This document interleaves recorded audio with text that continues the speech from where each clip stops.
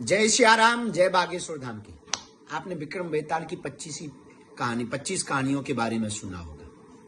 वीर विक्रमादित्य के दरबार में एक बार एक फकीर प्रातःकाल आया। राजा का काम सुबह से सबको मिलते थे, कुछ ना कुछ उपहार लोग देते थे। एक फकीर ने एक जंगली फल दिया। राजा मुस्कुराया, वीर विक्रमादित्य मुस्कुराए। ठीक है, फक्कड़ महात्मा इनके पास होगा भी क्या, पर इसकी देने की भी क्या आवश्यकता। अब वो अपने दरबारी को दे दिया। पर वो साधु लगातार 10 वर्ष तक आया और रोज एक फल देता था।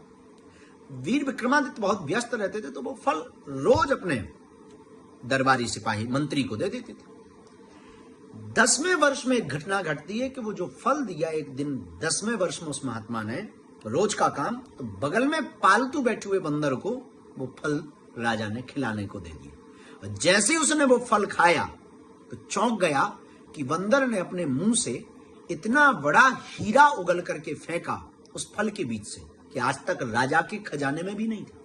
राजा चौंक गया और फकीर से बात करने योग्य था, तो दरबारी से पूछा कि बाकी जो 10 वर्षों तक फल आए वो कहां है। तो उसने कहा कि राजकोष में हमने एक खंडर में डाल दिए, और जब देखा तो दुर्गंध आ रही थी पर हीरे चमक रहे थे।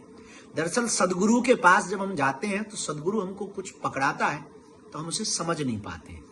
गुरु कुछ पकड़ाता है, उसे समझ नहीं पाते हैं। पर याद रखना, ये कहानी ये कहना चाह रही है कि आपको सदगुरु से जो भी प्राप्त हो उसको स्वीकार करना, और बहुत सावधानी के साथ में, क्योंकि वह अमूल्य हीरा होता है। सदगुरु के एक एक वचन अमूल्य हीरा होते हैं।